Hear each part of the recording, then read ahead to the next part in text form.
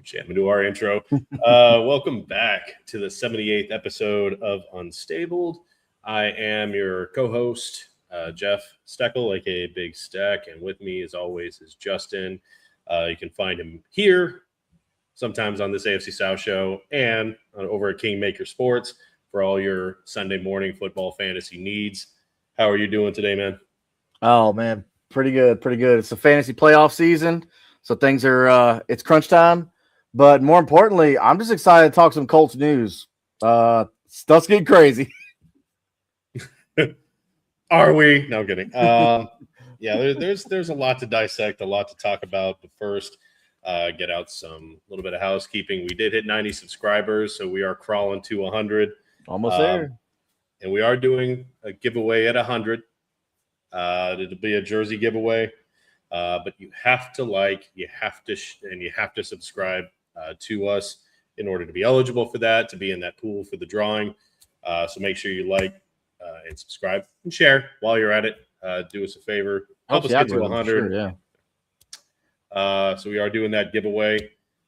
We've got hopefully very soon some guests kind of rotating. We're looking for a third chair to Unstabled.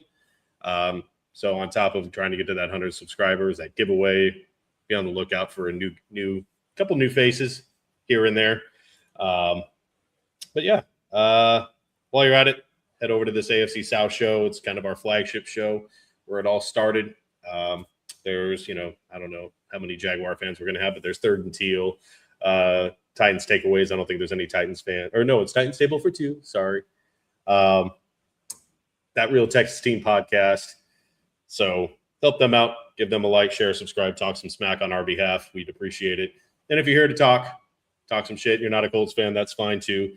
We're used to being kind of the punching bag the last few years. So we love talking it up, man. Hit us up in the chat. We'll talk with you. Yeah. So this was after an abysmal game in Jacksonville. When you talk about the wheels falling off, this is the definition of literally the wheels falling off. What's going on, Eric? It's always good to see Eric in the comments. He's over at Third and Teal, but he's a loyal dude. Oh yeah. But yeah, it just about everything that could have gone wrong in Jacksonville went wrong in Jacksonville. Pretty much out of every game, the Colts remained pretty healthy. And then they just came into this game and just disaster. Obviously, Sauce Gardner's been out with a calf. Good news is he didn't go on IR. Buckner's been out. He was eligible to return this week, but didn't. So he's how still painful out. Is it missing Buck, bro? It's bad, dude. It's so bad. There's an obvious difference. It's an obvious difference. It's glaring. They run it to his side like that. It's just he's very, very missed. And Seattle is definitely a game where we needed him. That goes to show like his amount of leadership on that defensive line, like and the whole defense in general. Like when he's not there, it's like the glue is gone. I mean, yes, Zaire is the secondary captain right there, but like, dude, Buck is the captain on that defense. He's like when you talk about anchors, like he's quite literally the anchor of the defense. Like can use the definition. It cannot be understated. Grover is great. Oh, we'll get to that, Eric. Don't you worry. We'll get there, buddy. Oh, yes, we will. We'll get there. So, yeah, we're going to have a whole discussion about there's a lot of crap going on revolving around that decision. But Tyquan Lewis, questionable. I think he'll go. And then another, I feel like every year we kind of travel down this road. Braden Smith, hurt, concussion. And I think I would be remiss if we didn't kind of talk about Ward for a little bit here. He kind of had a breakdown, I guess, and understandably so. I don't know about a breakdown, but obviously he was going through some stuff. He made it very publicly known. I believe he lost his daughter, and he made some comments, fuck football, fuck the money, whatever. It just, for a while there, it just hasn't seemed like his mind has been in it. and now he just went into injured reserve for the second time this season for his third concussion. So, obviously wish him the best, but it's as you and I are both fathers, like, man, I couldn't imagine where he's at, dude. Like, football would be the last thing I'm worried about right now. Yeah. So you got to feel like, I don't want to say like, okay, Rivers. I mean, not Rivers. Jesus, thanks, Eric. Now you got Rivers on my. I can't imagine that Javarius Ward. It just didn't seem like he was playing like we had seen him play at the beginning of the year. It seemed like it just kind of started way heavy on him, and it just didn't look like how he did at the beginning of the year. And then he got, one concussion, two concussions, and it's just you could tell he was kind of pulling off a tackle. So I really wish him the best. I hope he makes the best decision for him. A lot of people are talking about, oh, he's done. He's probably played his last down. I hope that's not the case, but if that's what he chooses, hey, I'll understand it too. So yeah. Either way, wish him the best. Then we got to talk about Seahawks injuries. Tight end Elijah Arroyo out. Defensive end Mills, questionable. What's his name? Subert? Yeah. Put that on there. Questionable. Eric Subert. Yeah, he's not important to the offense. But I was like, it doesn't seem like they're hurting too bad, is all I'm saying. No, they're fine. They're fine. We're the ones missing Sauce Gardner and DeForest Buckner. We're missing Sauce. We're missing our top two corners again. I feel like the Colts, and I've said this over and over, the Colts have historically not had good corners. Like, they had Vontae Davis for a year. They've had, spots here and there where they've had good corners. But Colts have never been known for having good corners, and I thought that Ward and Sauce was going to break that, and now we're back to starting Jalen Jones and Blackman. Yeah, I think is what we're back to again. So it's like, and that's bad news going up against Jackson Smith. Like, this is going to be a tough game in Seattle. Yeah. But good thing is Jackson Smith and Jigba is really their only offensive weapon that you need to worry about. Because if you look at their receiving spread, it's like JSN with like 1,300 yards, and then after that it's like 300 yards, 200 yards. So like who Sam Darnold's throwing to. So that's the good thing is JSN is bad it. thing is you can't fucking stop it. Nobody right. Can stop it. It's coming. Holy hell. So obviously Jackson Smith is one of the best, if not the best wide receiver, at least in the league this year. It's the things he's doing is amazing. And I don't understand what Minnesota was doing, letting Sam Darnold go either, but hey, this game, like their defense is playing really good. They're one of the best at getting after the quarterback, which is a segue into what are the Colts doing under center. And obviously Daniel Jones, you feel horrible for him. He was having a great year. And for him to go down the way he did, it just sucks. And it's like, it was because of that broken fibula that he had. He was overcompensating, stepping harder on his right leg so he wouldn't put too much pressure on his left. It was because of that injury. It was. You can't say that it's not related because it is. And it sucks. Like, he was having such a good year. In his actual last couple of games, he was playing really well in those losses. So it sucks, man. And then, Riley Leonard, we talked about it on the AFC South show. He came in and played well. But I guess he tweaked his knee in that game as well. So again, the wheels coming off. Yeah. Well, I mean, I've seen some clips in practice of Riley Leonard, and he looks mobile. He looks like it's not really affecting his throwing. So maybe that's just all it was, just a little tweak.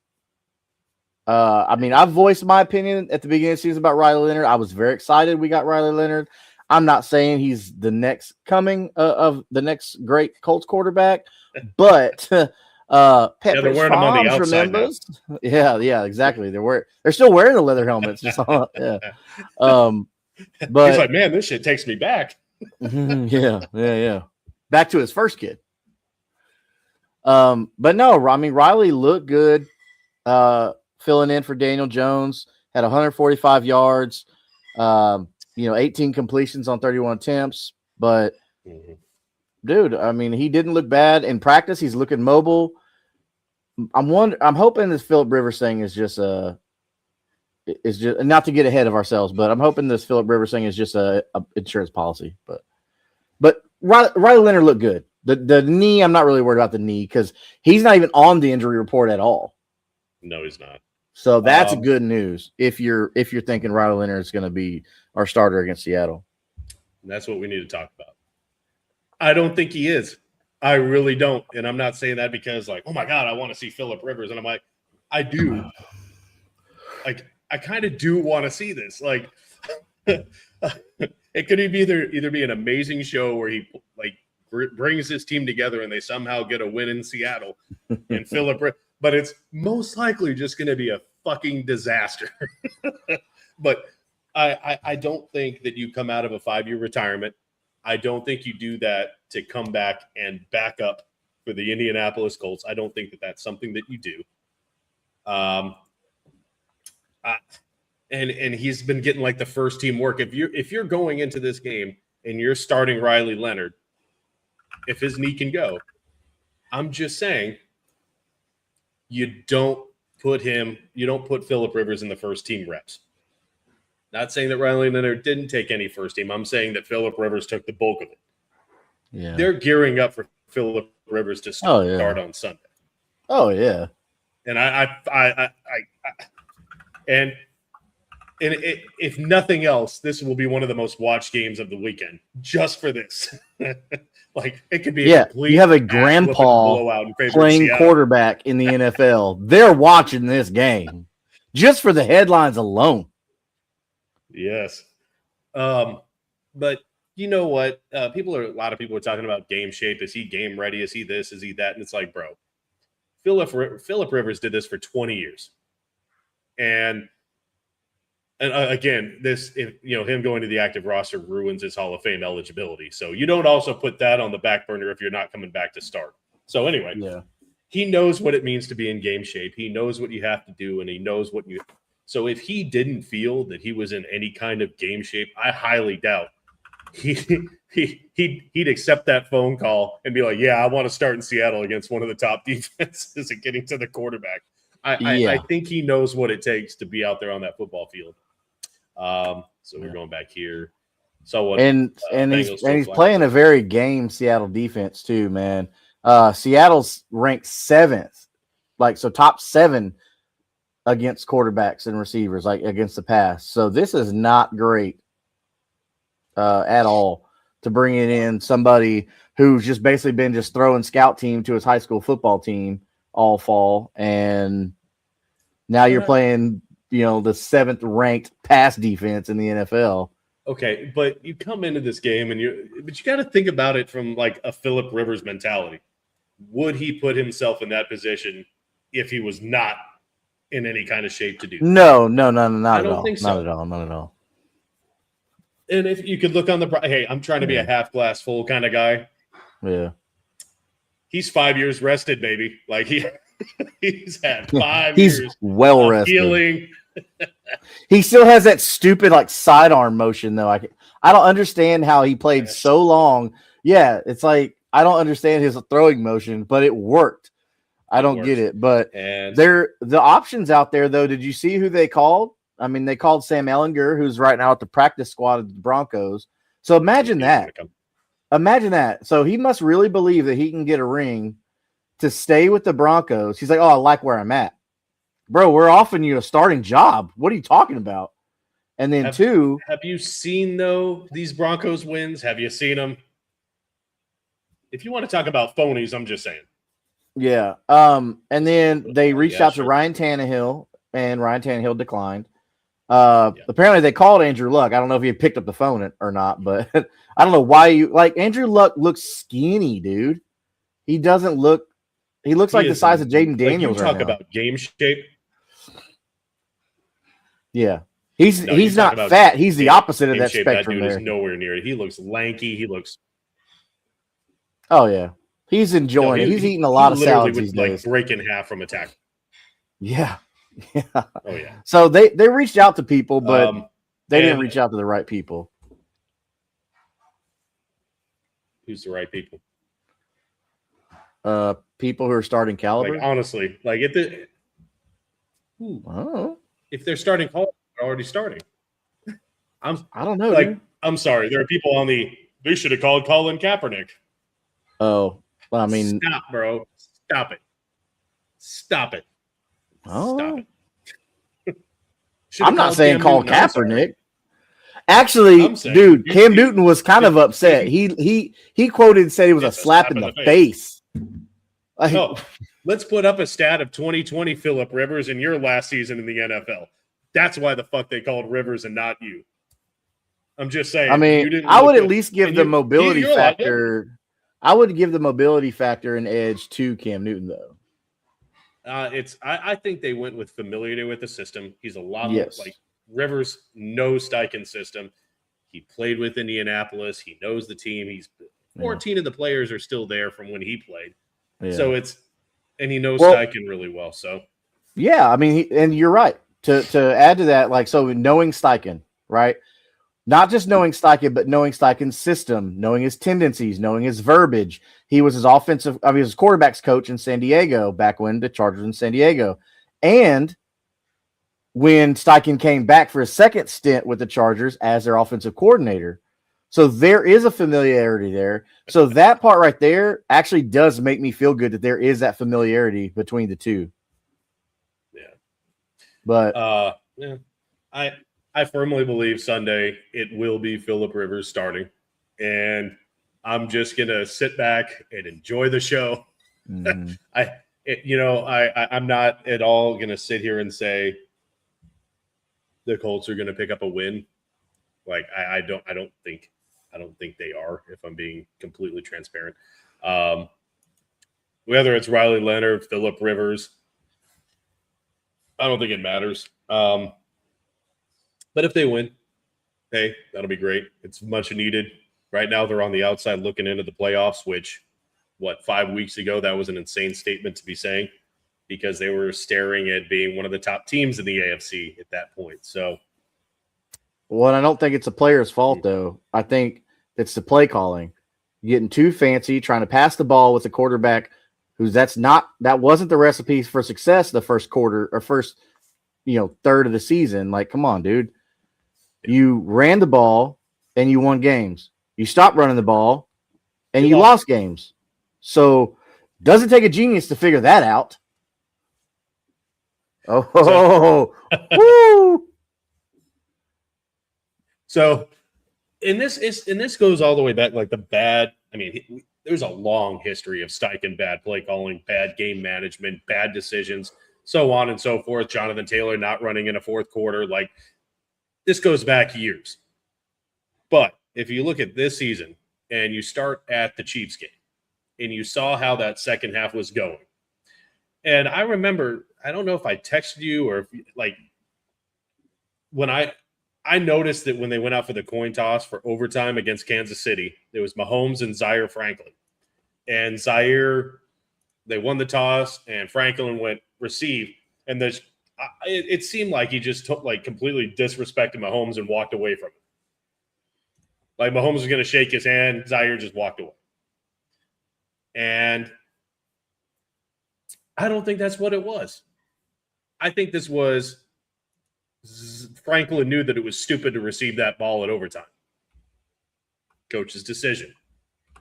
Receive the ball, 3 and out. They lose to the Chiefs in overtime. And then they come out, what was it? The next week, wasn't that Houston after Kansas City? Believe so. And what do the Colts do? At home, you elect to receive, so you defer to the second half. You defer to kick in the second half. You receive in the first, and you go pass, punt. What did you not learn about the overtime loss to Kansas City? And you come right out and do the same shit. Mm-hmm. And then what did they do against Jacksonville? The defense did great. Yeah, Jacksonville gained a first down. They punted on their opening drive, and they gave you decent field position, and you called a pass play that wound up in a pick. Correct. Fire Steichen. He doesn't know what he's doing, and it's so obvious. And it's easy to say this now. Yeah, at 7-1, I was kind of trying to give him the benefit of the doubt, but against good teams, look at what's happened. We hit that tough part of the schedule, and he doesn't know what he's doing. Yeah.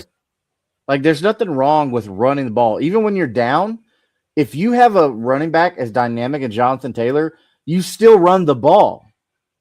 It's different if you have a mediocre running back that you can't put your faith in. But at any given time, Jonathan Taylor can break 60 yards for a touchdown. At any given time. He's done it multiple times this season. So 70, why yards. would you think we're down 2 touchdowns? We should throw the ball. No, fool. Run the ball with Jonathan Taylor because he can make it happen. But the only time they've been down like that to even justify it was against Jacksonville. So why the fuck are we going away from Jonathan Taylor so much? The only reason that they won in Atlanta, first of all, the reason it went to overtime was because he went away from the run. The only reason they won in overtime is because he went back to it. Yeah. Well, not in Atlanta. It was overseas against Atlanta, but you know what I'm saying. Yeah. No, I know. It's Steichen doesn't know what he's doing. And now it's apparent that they were winning in spite of Steichen to start the year and not because of. And I'm sorry. He did a comment here. If he gets fired, well, I don't think it's if. The Colts were 7-1 and they're staring 8-9 in the face. I don't think it's if. I think he's going to get fired. Who are they going to replace him with? I don't think the sisters are dumb though, man. Especially not as much as Carly Ursay Gordon is tapped in on the sideline. Like, I think in her head, she's hearing like, why are we passing the ball all this much? Because you think she's writing the checks. She sees how much Jonathan Taylor's making. The dude was the top running back in the league for 8 weeks in a row. So why? She's probably in her head saying, why are we not doing this, Shane? So I don't think she's the type to forget that. So come the end of the season, if things don't work out, this is a talk that's like, hey, remember when my dad and us and y'all sat down and talked? Well, things haven't changed. Okay. You squandered it because you tried to get fancy. So now let's have another talk. And to your point, and everyone else complaining that she's a meddling owner on the sidelines, clearly she's not meddling. We all see the problem here, and it's pass. 3rd and 10, run. What in the fuck are you doing, bro? Right. So if she were meddling, we'd know it. Yeah, you see her over there. Hey, no, don't do that. Don't do that. Right. She's not. She's just standing over there, writing her notes, being a good owner. Yeah, I don't think it. I mean, if Phillip Rivers can get the Colts into the playoffs, we can have that discussion about who's going to call the plays. But I think right now it's a little. I don't think we can talk playoffs. Like it's. Yeah, I mean Shane Steichen is not a good play caller. It can't. Be I like worse. Jim Bob Cooter. It can't be worse. Like some of my favorite work from Jim Bob Cooter is when he was with the Lions. That's one hell of a play call by that Cooter. So sidebar, I learned today out in Florida, I was watching a Theo Vaughn interview with Miles Teller, and apparently the town where Miles Teller's from, they have what's called a Cooter Fest or Cooter Fest or something like that. Jesus. So the story behind that is there's a turtle there that's called a cooter, but it started off being called a cuda, and then of course it became a cooter, and then so it's like the big joke is like Cooter Fest. But sorry, anyway, so I thought that was funny. Cooter Fest. Yeah. So I think we're in agreement right now that it's probably. I would be actually surprised if it's Riley Leonard under center to start the game. I honestly would be. Yeah. I mean, I'm not saying that I want it. I obviously we don't want either of these guys starting under center. We want Daniel Jones because he was playing so well to this point. Yeah. And people can argue like, oh, Anthony Richardson. Well, okay, well he snapped. I mean. Not his fault. You can make the jokes that he snapped himself in the face with a rubber band. That's not what happened. the band broke and popped him in the face. Like that's a freak accident. Yeah. Do you think have to though believe- youthful Riley Leonard gives us a better chance than an immobile Phillip Rivers? It's hard to say. I mean, he played well against Jacksonville, but they were playing so soft. Seattle doesn't play that way, and I think he'd have Jacksonville's a really defense rough is time. pretty good, but they play off and the game was kind of already in hand at that point. Yeah, you know what I'm saying? I mean, it's all just right. Okay. I mean, I liked what I saw from Riley Leonard, to be honest with you. I mean, yes, I'm a Riley Leonard fan, but put that aside, I mean, I thought he did pretty good, man. He did. Obviously, but if Phillip comes in and struggles, then it's like, okay, like go Riley, go out there. But it's like, okay, so Phillip Rivers, we know that he loves his tight end, and I'm not talking about Antonio Gates. I get it. Yeah. He's got Tyler Warren, who has kind of disappeared from the game plan, which is another Steichen thing that I'm not understanding. So Tyler Warren really hasn't been productive the last few games when he was one of the most productive tight ends going into this last 5-game stretch. And our team's leading receiver. And the team's leading receiver. So you've got guys like Pittman. He's not a deep ball threat. He's a possession guy. He's someone that'll fight for that extra yards. You've got Josh Downs. You've got I don't know if Phillip Rivers necessarily needs to be able to throw the ball 40-plus yards. He's got guys that can do shit underneath and be very lethal at. I wouldn't do that if I were him. I would take what the defense gives you. But what have we seen historically from over-the-hill quarterbacks? They're going to target their tight end like almost exclusively. So this should be a monster game for Tyler Warren, a monster game. So preview to Kingmaker, start Tyler Warren. Start of the week, Tyler Warren. Especially if it's Phillip Rivers. Yeah. Oh, yeah. Start Tyler Warren. For sure. But, I mean, because looking at the spread, like we talked about all season, one of the great things about what Daniel Jones was doing is he was spreading the ball around to the open receiver. So look at our top three the top 3 yardage for receivers. Okay. Alec Pierce, who finally beat out Tyler Warren eventually, 769 yards. Tyler Warren, 699 yards. Michael Pittman Jr., 699 yards. And then you got Jonathan Taylor, 300 yards. So, like, that's really good. So we've got 3 receivers with about 700 yards apiece, whereas Seattle has 1 receiver at 1,300 yards, and then the next guy under him is like at 300 yards. So, like, I would rather have 3 700-yard receivers than just the one 1,300. Right. We're talking about 2,100 yards to 1,300 yards. Yeah, because if that guy goes down, then boom, now you got a bunch of nobodies, but all, as Isaiah likes to call it, a bunch of number 2s out there.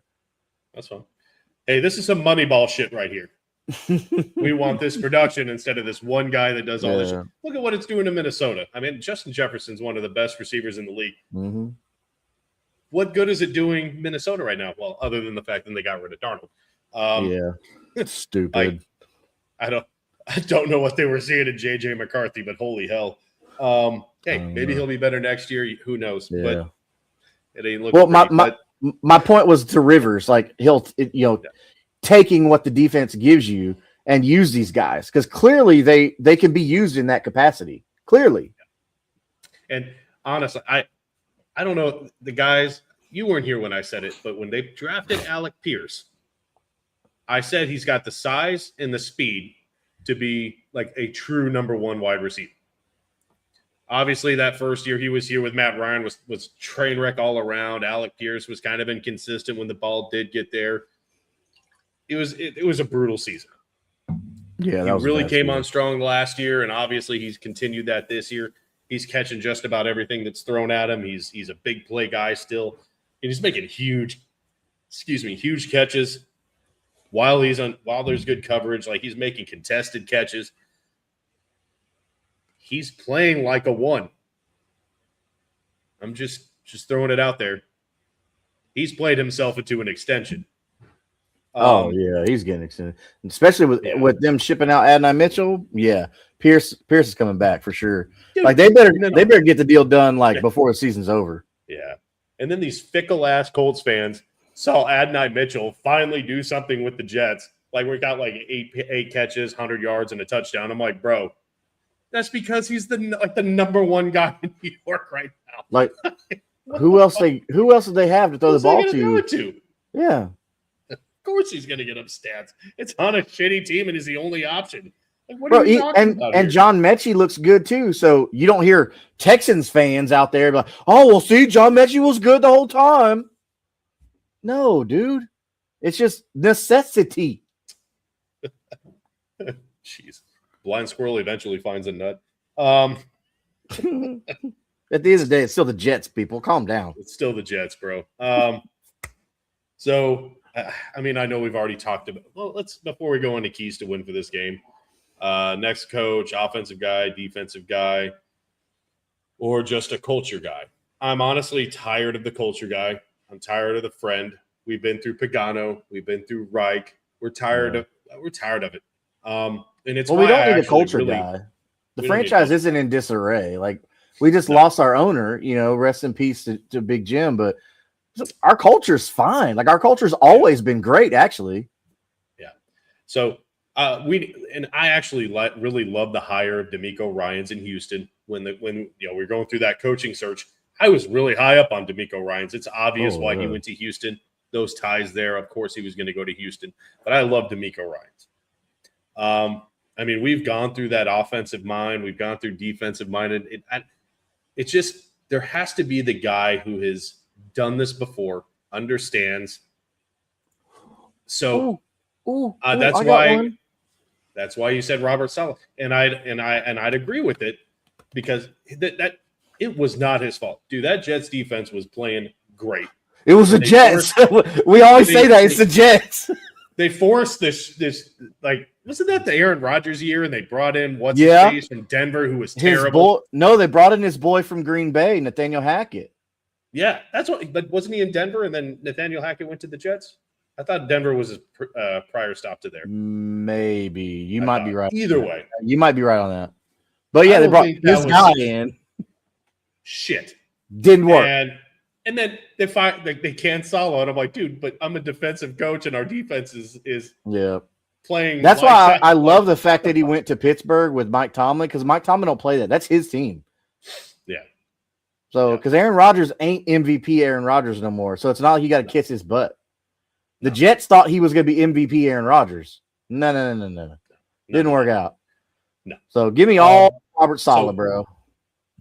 I don't blame the Jets. I'm not saying that Robert Saleh is going to come here and get a Super Bowl. We can't know that. But I'm saying what I saw with the Jets, he got a coordinator he didn't want. That guy sucked. He's a great defensive-minded coach. I think if you ultimately press the reset button in Indianapolis, the coaching staff's gone. I wouldn't mind a legacy guy or two staying. Mathis, Reggie Wayne's going to stay. Yeah. I wouldn't mind that. That doesn't need to change. But obviously, head coach, coordinators. So I wouldn't mind bringing in Robert Saleh, who can have a defensive coordinator, but it'd be his defensive mind. He just has to find the right OC. I think Robert Saleh can come in and take this really good defense and make them elite the way D'Amico has done with the Texans. Like I firmly believe that because Robert Saleh knows defensive football. Every defense he's ever had has been good. Yeah. And I'm getting there's a lot of talent on this team. There really is. And the players respect him. That's the key thing I saw in New York. Even though they were losing and the organization there sucks, but the players respected Robert Saleh. Yeah. So I don't. The Jets are the Jets. I don't know why they fired him. Jets are going to jet. Yeah. Jets sucks. So I'm in agreement with you on that one. I would not hate at all for them to bring in Saleh as the next head coach. I think he's a fiery guy. I don't think he's the culture friend guy in the we're gonna chop some wood and we're gonna look at the film. I don't think he's one of those guys. He's we're strapping our helmets. We're going to work. Fix this shit. Yeah. So what about an offensive guy? Do you have an offensive guy in mind? Do you think? Because I got one. I'm not crazy about it, but I got one. I can't think any right now, to be honest with you. So my guy, like I said, not crazy about it, but Cliff Kingsbury. The only thing is, I don't think we have the pieces that would fit his offense. We don't have like the air raid quarterback, because I expect us to re-sign Daniel Jones. I do. Good thing for the team, though, is that we're going to get him at a massive discount. Sadly enough, to the injury, I hate to see it. We don't, on this show, we don't want to see anybody get hurt ever. It doesn't even matter if it's the other team. We don't want to see anybody get hurt, but discounts will save us money. Just kind of want to give a shout out on this one. You talk, like, obviously at this AFC South show, there's a lot of back and forth, a lot of banter between all of us, a lot of shit talking. And obviously when the game in Jacksonville was going on, like there was a lot of back and forth. And, when Daniel Jones went down, the boys over at Third and Teal, they're like, dude, like he was having such a good year. It's like, this is not what you want to see. Like this, like that's just so. Yeah, it was very classy by those guys over there. So shout out to them just for not being dicks. But, because most people would be like, ha ha ha. But yeah, so I just wanted to say that on them. And also, Isaiah and I were in our first agreement that was not an interception that Riley Leonard threw. I'm just saying. It was not. Even the commentators were like, Ty goes to the receiver all times. I don't even know how you okay, we're going off on our tangent, but fuck it. Sorry. Michael Pittman went up. Both of his hands were on the ball. And then the defender just kind of grabbed his arms, and then they both went down together. So I'm like, did the ref think that the football hit the defender in the chest? Because that isn't what happened at all. Michael Pittman never lost possession of the football. So now what you're saying is if a receiver catches it, all the defender has to do is put his two hands on the ball, and it's a pick. That's the precedent. That's what you're saying? Yeah. That's because that's not the rule, guy. So because he had the catch, he had possession. It wasn't bobbled. He had possession. What are we doing? Just because what are we doing here? Bro, the refs are so bad this year. They're so bad. Like the commentators aren't even on their side either. And aren't they supposed to be kind of on the same page, right?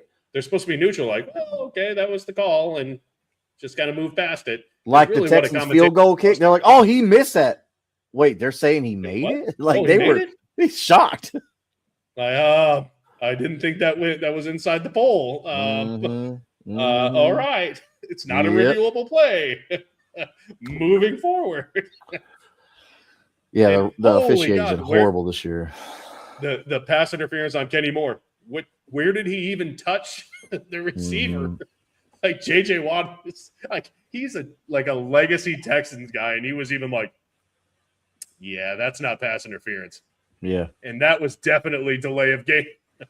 Like, what are we doing here, guys? Yeah. So it's I hope they actually the league cracks down on these guys because this is ridiculous. They've got to. It's bad.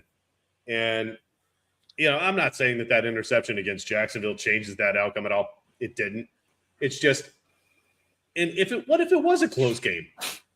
Mm-hmm. Like, you can't make that call. It's so fucking ridiculous. Like, because you're affecting outcomes at that point. You can't do that, man. Yeah, it's so bad, and it's not just the Colts. Obviously, we watch. Like, I mostly just watch the Colts games, and every once in a while I have Red Zone and stuff on. I'll watch. I got to be up at like 5:30 in the morning, so watching all of Monday Night Football is off the table. But I'll try to watch at least the first half. Try to watch as much football outside of the Colts as I can. But so I don't see all the bad calls that are happening, but it's well documented. You watch social media, it's like, okay, what in the hell are we doing? So they've got to fix it, man. It's so bad. It's gotten so bad. but another time. Yeah. So I think it's obvious. We got to get into keys to victory. Yeah, too much gambling involved in the NFL now. Yeah, probably. Yeah. Did you hear about that one Memphis player? Then so this one receiver or something like that for Memphis. He allegedly got caught gambling on games where he would like catch the ball and then he'd wide open touchdown and he'd run out of bounds like shaving points. Oh, and yeah, stuff. I saw that. Oh yeah, that's crazy, dude. Whew, that's a quick way to end your career before it even gets started. You're still in college and you're doing stuff like that. I already knew it. But yeah, keys to victory.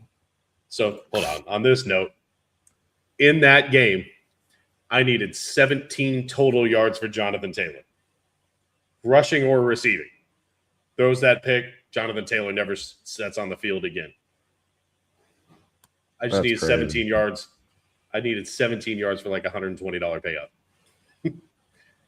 He could have got that on one touch, bro. How many people needed 81 yards for Jonathan Taylor? I know if you bet on player stats, you're probably raising your hand.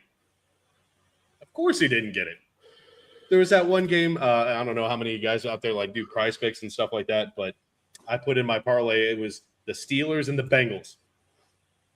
TJ Watt was over under for 4 tackles. I'm like, how do you not get 4 tackles against the Bengals? Bro, we got 1 tackle in that game, and it came in the 4th quarter. Wow. They have like the worst offensive line in football, and he got 1 tackle through in it. Everybody's parlay got fucked because of that. Anyway, yeah, I do think that that there's no one took the under on 4 tackles. I'm just saying. I think in this game, if you want to bet, you could take Seattle for at least 2 sacks. Phillip ain't. I said at least. Okay, what? Actually, it would be like what 2.5, right? You know, if it's Phillip Rivers, he has a really quick release, and I don't think he's an indecisive quarterback. I think if it is Riley Leonard, I would take at least 2. I think with how fast Phillip Rivers gets rid of the football, maybe not. Seattle's got 2 guys with 7 sacks apiece. They're defensive end and defensive tackle on the same side, Leonard Williams and Byron Murphy. I'm just saying, I don't want to see Phillip Rivers get sacked more than twice. It's probably going to happen because he ain't quick enough to get out of that pocket. Just exactly. Do that shot put, maybe. I hate his throwing motion. I don't know how he throws. I hate it so much. So that's definitely key to victory. Doesn't matter if it's. I mean, this is a given. Keep them clean, fast plays, get the ball out quick. And Jonathan Taylor.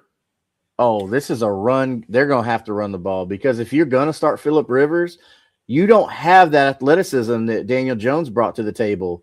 He's not going to be able to get out of the pocket and scurry for 11, 12 yards. Phillip ain't doing that, man. Phillip's going to just throw the ball away and figure it out on the next one. Yeah. So, this is a run the ball game. Look for Tyler Warren real close and just let him do the things that he does. Hey, if you need 7 yards, run him on a 7-yard play. If you yeah, that's all you need. You don't need Phillip Rivers throwing 30, 40-yard passes. You don't need it. Dink and dunk, possession. I don't give a shit if you win 10-7. Don't care. Possess the ball, get first downs, keep Phillip Rivers clean, and run the damn ball. This has got to be a dirty game. This has got to be a brawl. Is what it's going to have to be for the If you control possession, then you're limiting JSN, their 1,300-yard receiver, limit him through the air, and then they've got 2 running backs over there that I like a lot. I like Kenneth Walker and I like Zach Charbonnet. I mean, they're using both of those guys pretty equally. I mean, Kenneth Walker's got 170 touches. Zach Charbonnet's got 130 touches. You know, together they got about 1,300 yards on the season. So, I mean, they're spreading the ball out pretty. Yeah, and no Buckner, bro. Oh, my goodness. It's like That's you run it right side every time. yeah. So I mean, the Seahawks are doing the smart thing, other than like just feeding one receiver. But now DK's there. I mean, dude, it's the JSN show. Yeah. And their dynamic tight end, their rookie tight end, Elijah Arroyo, he's out. So, bro, just lock down JSN and you're good. And the other thing I don't understand, it seems like it always happens when we play Jacksonville. Our pass rush is gone. Like, our pressure rate has been really good this year. Latu has been really good at least creating disruption. I didn't see any of that in Jacksonville. Like, this year, the Colts have been actually really good at least rushing a play, hurrying up a play. They've been there. They might not have gotten home, but they've been right there. Yeah. I didn't see any of that against Jacksonville, and their line is not great. They've been playing better, but they're not great. Yeah. So it's like, yeah, not having Buck there is definitely backfield. affecting getting to the quarterback, getting in the backfield for sure. Yeah. But that shows the amount of respect that offensive coordinators give a player like DeForest Buckner to say, hey, we need to double this guy. We need to, we need to at least chip this guy. And that frees up Latu to get those 5.5 sacks that he's gotten so far this year. So, I mean, we can get it done. As far as tackles go, I mean, Zaire Franklin's got 94 of them, and Nick Cross has got 89 from the safety position. So, like, Nick Cross is making plays. Nick Cross is playing. He's been playing good this year. Yeah. I'm not going to say he's Bob Sanders, but his biceps aren't big enough to be Bob Sanders. He has been like flying all over the field. He's been making some big tackles. Maybe I'm crazy, but you see bad calls and immediately say compensating calls against all every time. Yeah. Mm-hmm. Yeah. So what are you saying our key to victory is on offense? Like you said, if you're going to pass the ball, it's got to get the ball out fast and run heavy with Jonathan Taylor. Okay. That's what you got to do on offense. So it doesn't matter if it's Riley or if it's Phillip. That's got to be your game plan. Oh yeah, I think the game plan should be the same for both those guys. The only difference is if Riley gets in trouble, he can actually move. But that's on him. I wouldn't design that. But it's like, hey, if the play breaks down, you at least have the ability. But so on defense, minus a Buckner, which hurts so much. What are we thinking our key to victory on defense is going to be? Pass rush. That's the only way that's going to bail out our corners. I mean, we don't have Sauce, we don't have Ward. Bynum's doing what he can, but man, you're gonna have to double JSN. Doubling JSN is what I think you're gonna have to do because it's clear. Looking at the numbers, it's clear he is their whole offense. Now, don't get me wrong, Sam Darnold has become a good quarterback. He's accurate. He's finding this guy in space, but JSN has actually done a lot of this stuff on his own too. He has a lot of yards after catch. Lou Anarumo is going to have to get really creative with his defensive packages. He's going to have to find a way to confuse Sam Darnold, and he's going to have to force him into mistakes. Like they're going to have to turn the ball. Like they're going to have to get 2 or 3 turnovers in this game. I believe that Lou can do it because the Seahawks offense has become one-dimensional with JSN. Yeah. So I believe that Lou can do it. I think it's good for us. I think it's going to come down to what we do on offense. Yeah.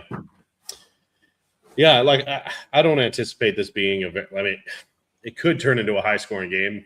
I don't think that favors the Colts in this one. If the Colts were doing what they did in the first 8 weeks, I would say that a track meet favors the Colts. But given our situation, it definitely doesn't here. If it turns into a track meet, that means JSN's going off and the game plan has gone off the rails. So I feel like the Colts best, it has to stay a low scoring game. It's got to turn into one of those slugfests. Like what running game is better in this one? I would be okay if it was a defensive battle because I believe in our running back more than theirs. Yeah. But it's a hard game, man. We don't even know who's under center at this point, and it's almost Saturday. So it's really hard to throw out any kind of predictions. So and they're in Seattle too. That makes it worse. They're playing in Seattle. I think with their Rivers this whole time, 12s or whatever. I think they want to keep Seattle guessing for as long as possible. Yeah. Is it going to be Riley? Is it going to be Rivers? When we all know it's probably going to be Rivers. And I think they know that too, because you wouldn't bring him in.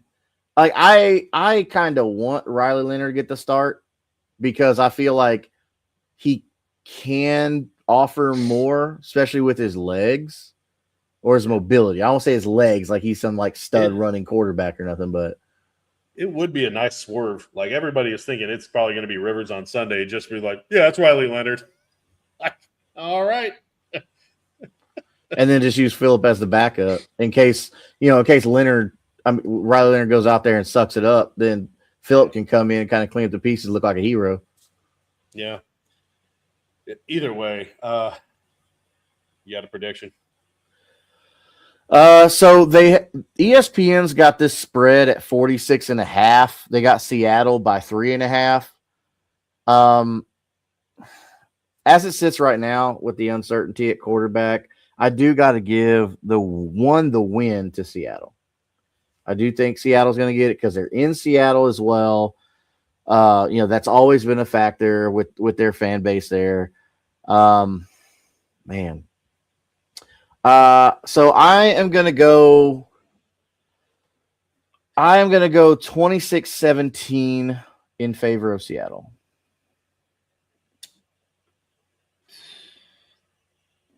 Yeah. I'm going to hope that the Colts do keep it close. I don't think that the Colts are going to go into Seattle and win this game. It's just kind of based on how everything was going leading into this game, even if it was Daniel Jones. It's just these last 4 or 5 weeks have been really kind of brutal.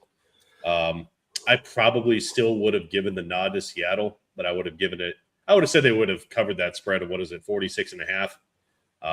Now I don't think so. I do think that the Lou Anarumo can be creative enough to slow down Seattle. But I do think they win this game. I'll say Seattle.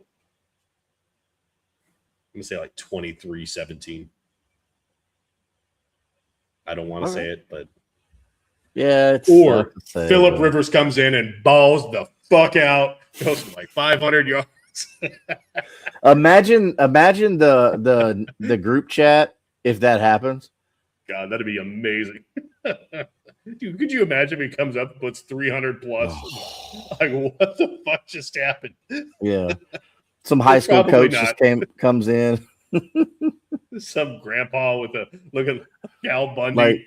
Legit grandpa. Just balls out for this team. That'd be amazing. I'm not saying it's going to happen. Please don't bet on it. I haven't been so interested in watching a Colts game all year as I am right now. I'm not excited. You know what I'm saying? I'm just interested. The storyline's intriguing. But, I mean, I'm not optimistic that the Colts are going to go to Seattle and pick up this win. It's just it'll be it's a fun story, I guess. Yeah. I mean, again, you got to look at the light side of things. We're staring 8-9 in the face, and it's it reminds me of that season where Jeff Saturday came in. You know what I'm saying? That's kind of what this reminds me of. It's just that's what it reminds me of. He might. Again, I wouldn't bet on it, but he might. Yeah. But it is going to be nice to have such experience on the field, because it's almost like having another coach on the field. Yeah. Because the guy's seen everything. He wore leather helmets, like you said. So he's seen it all. He saw the evolution of the forward pass. He still throws like Johnny Unitas. Jesus. Now, Johnny loads back and throws the ball in the air. grainy ass where it looked like Tecmo Bowl on TV. Bleep, He's bleep, not bleep, that bleep, old. bleep, bleep. It's not that old. Was he from Madden 05? Yep. Yeah. 04? 05? No, 05, back when Drew Brees was with the Chargers. Oh, sweet Jesus. Yeah. Yeah. Yeah. But I The mean, it'll be a graphics. fun weekend. But yeah, I'm just looking forward to a fun weekend of football. Yeah. And I Is don't it going know to if be you on guys are local network or which? Bro, I don't know. Let me hold on a second. I don't know.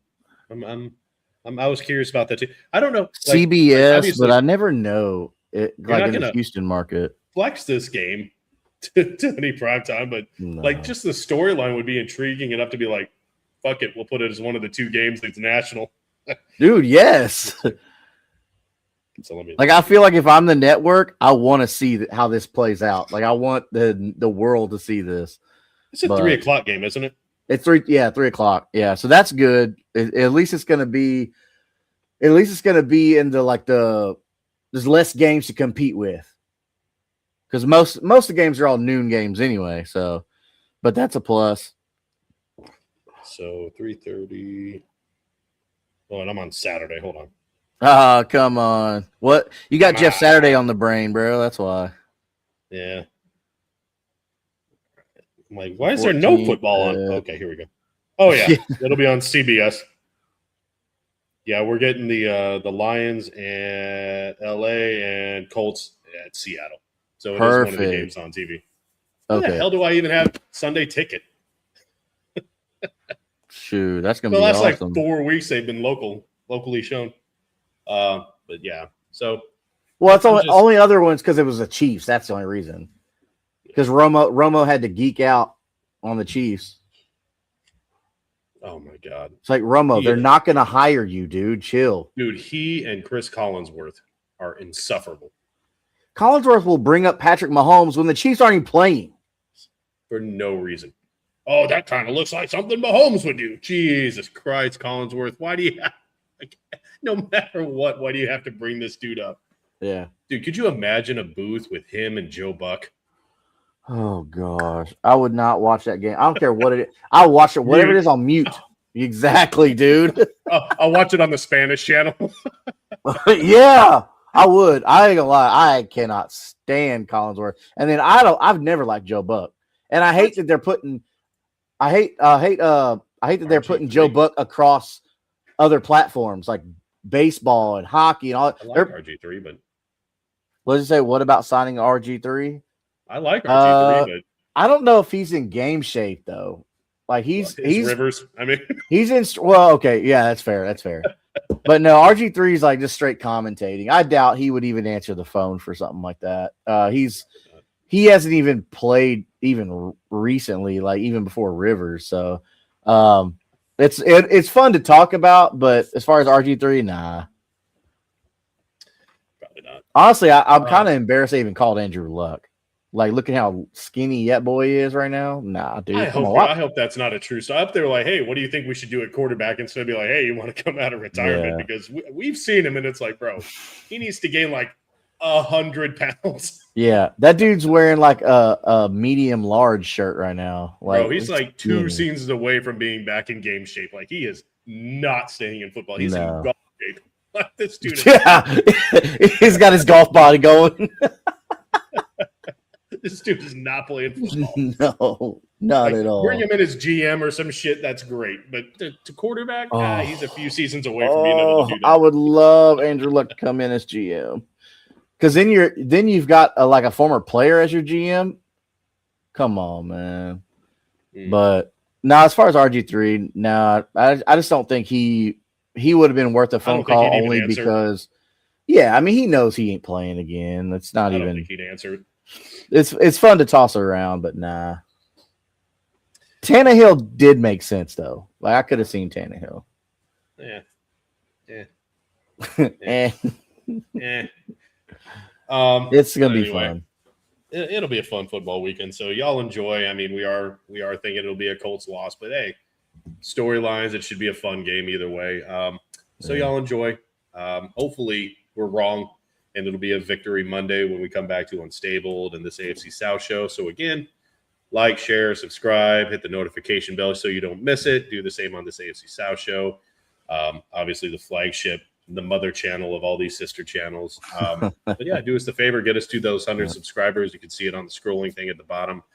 When we get there, we're doing a jersey giveaway. So you have to like an episode. And you have to be subscribed to win. So make sure you do that. Y'all have a good, safe, and fun weekend, and we'll see y'all next time. Y'all be good people.